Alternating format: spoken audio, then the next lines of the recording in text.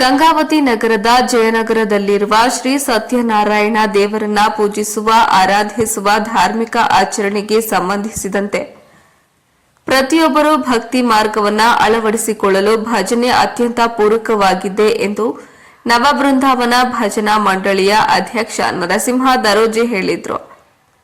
ಅವರು ಶ್ರೀ ಸತ್ಯನಾರಾಯಣ ಸ್ವಾಮಿ ದೇವಸ್ಥಾನದಲ್ಲಿ ಶ್ರೀ ರಾಘವೇಂದ್ರ ಸ್ವಾಮಿಯವರ ಮಧ್ಯಾರಾಧನೆ ರಥೋತ್ಸವದ ಪ್ರಯುಕ್ತ ರಾತ್ರಿ ಜರುಗಿದ ಭಜನಾ ಕಾರ್ಯಕ್ರಮವನ್ನ ಉದ್ದೇಶಿಸಿ ಮಾತನಾಡಿದರು.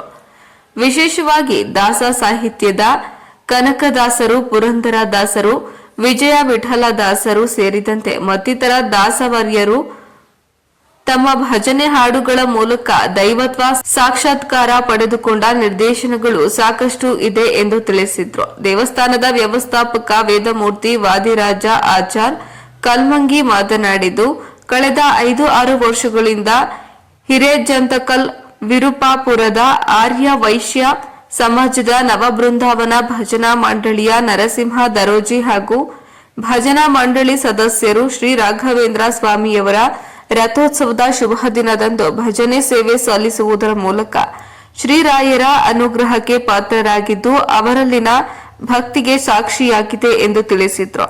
ಇನ್ನು ಈ ಸಂದರ್ಭದಲ್ಲಿ ನವಬೃಂದಾವನ ಭಜನಾ ಮಂಡಳಿಯ ಸದಸ್ಯರು ಮತ್ತು ವಿಪ್ರ ಸಮಾಜ ಸೇರಿದಂತೆ ಸಮಾಜ ಬಾಂಧವರು ಪಾಲ್ಗೊಂಡಿದ್ರು. ವರದಿ ಶರಣಪ್ಪ, ಗಂಗಾವತಿ.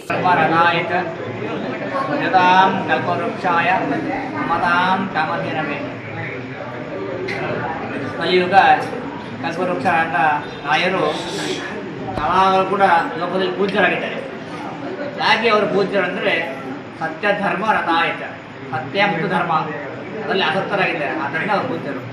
ಅಂತಹ ಅವರ ಬಾಳಿನ ಬದುಕನ್ನು ನಮಗೆ ರೂಪಿಸಿದ್ದಾರೆ. ಅಂತಹ ಅವರ ಆರಾಧನಾ ಪ್ರಯುಕ್ತ ಇವತ್ತಿನಿಂದ 14 ದಿವಸದಲ್ಲಿ ಪೇಜಾವರ ಶ್ರೀಗಳವರ ಆಜ್ಞಾನುಸಾರ ಅವರ ಅನುಗ್ರಹದಿಂದ ಅನೇಕ ಕಾರ್ಯಕ್ರಮಗಳು, ಬೆಳಗ್ಗೆ ಅಷ್ಟೋತ್ತರ ಆಗಲಿ, ಮಧ್ಯಾಹ್ನ ಅಭಿಷೇಕ ಆಗಲಿ, ರಾಯರ ರಥೋತ್ಸವ, ಆಮೇಲೆ ಎಲ್ಲರಿಗೂ ಅನ್ನ ಸಂತರ್ಪಣೆ, ಸಾಯಂಕಾಲ ಭಜನೆ, ಎಲ್ಲ ಕಾರ್ಯಕ್ರಮ ಕೂಡ ಎಲ್ಲ ಭಕ್ತರ ಸಹಕಾರದಿಂದ ನಡೆದಿದೆ. ಭಜನಾ ಮಂಡಳಿಗಳು ಅನೇಕ ಕಾರ್ಯಕ್ರಮಗಳು ಅವರು ಎಲ್ಲರಿಂದಲೂ ಕೂಡ ಈ ಕಾರ್ಯಕ್ರಮ ನಡೆದಿದೆ.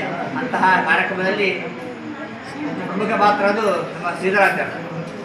ಅಲಂಕಾರ ಪ್ರಿಯ ವಿಷ್ಣು, ದೇವರಿಗೆ ಅಲಂಕಾರದ ಭಾಳ ಇಷ್ಟ. ಅಂತಹ ಅಲಂಕಾರದಲ್ಲಿ ಮಾಡೋದ್ರಲ್ಲಿ ಎತ್ತದ ಕೈ ಶ್ರೀಧರಾಚಾರ್ಯರು. ಅಂತಹ ಅವರ ಆರಾಧನೆಯಲ್ಲಿ ಎಲ್ಲ ಕಾರ್ಯಕ್ರಮಗಳು ನಡೆದಿವೆ.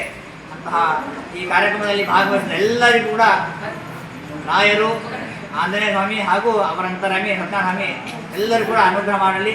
ಇದೇ ರೀತಿಯಾಗಿ ಪ್ರತಿ ವರ್ಷವೂ ಕೂಡ ಹೆಚ್ಚಿನ ರೀತಿಯಲ್ಲಿ ಎಲ್ಲರಿಗೂ ಕೂಡ ನಿಂತುಕೊಂಡು ಇಂಥ ಕಾರ್ಯಕ್ರಮಗಳು ರಾಯರು ನಡೆಸಲಿ ಎಂಬುದಾಗಿ ಹೇಳ್ಕೊತಾ